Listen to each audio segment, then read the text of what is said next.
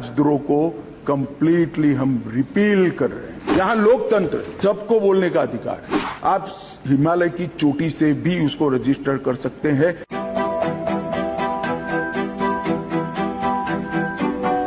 Indian penal code 1860 की जगह भारतीय न्याय संहिता 2023 अब एस्टैब्लिश होगी।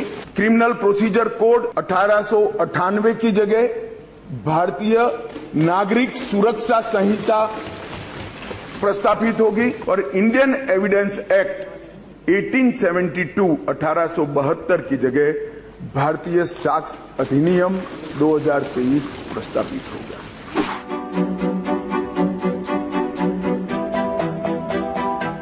मॉब लिंचिंग का बड़ा शोर मचा है, हमने उसको केयरफुली करा है।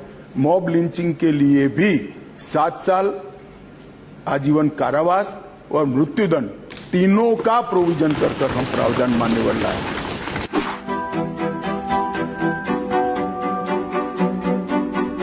राजद्रोह पर ये अंग्रेजों ने अपने शासन को बचाने के लिए एक कानून बना था।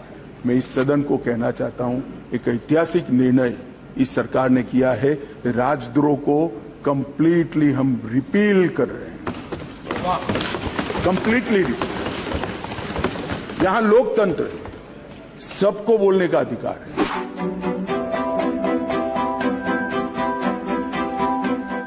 यौन हिंसा के मामले में पीड़िता का बयान कंपलसरी कर दिया गया है और यौन उत्पीड़न के मामले में बयान का वीडियो रिकॉर्डिंग भी अब कंपलसरी कर दिया है। मान्यवर आरोप पत्र दायर करने के लिए पुलिस अधिकारी आगे की जांच चालू है, आगे की जांच चालू है, आगे की जांच 6-6 साल अब नहीं कर पाएंगे। हमने तय कर दिया है कि 90 दिन में आरोप पत्र दायर करना ही पड़ेगा। गैंग रेप के सभी मामलों में 20 साल की सजा या आजीवन कारावास का प्रावधान किया है, जो आज नहीं है। 18 वर्ष से कम आयु की बच्चियों के मामले में मृत्यु दंड का भी प्रावधान। महिलाओं के प्रति अपराध और सामाजिक समस्याओं के निपटान के लिए भी हमने ढेर सारे किए हैं। शादी, रोजगार, पदोन्नति के झूठे वादे और गलत पहचान प्रकट कर जो यौन संबंध बनाते थे, उसको अपराध की श्रेणी में पहली बार नरेंद्र मोदी सरकार लाए।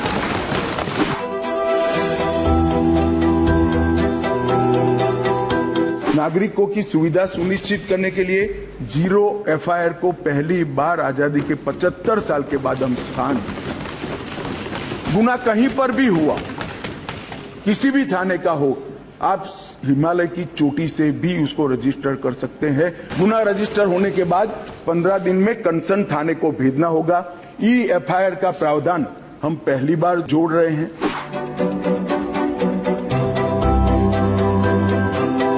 कई सारे केसों में दाऊद इब्राहिम वांटेड हैं, चले गए, देश छोड़कर भाग गए, आज उन पर ट्रायल नहीं होती। हमने तय किया है कि सेशन कोर्ट के जज ड्यू प्रोसीजर के बाद जिसको भगोड़ा घोषित करेंगे, उसकी अनुपस्थिति में ट्रायल होगी और उनको सजा भी सुनाई। दुनिया में वो कहीं पर भी छिपके सजा सुनाई जाए। मान्यवर, इससे बहुत बड़ा फर्क पड़ने वाला है और वो सजा के खिलाफ अपील करना है तो न्याय की शरण में आए, अपने आप को भारतीय कानूनों की शरण में लाएं और अदालत के सामने जाए।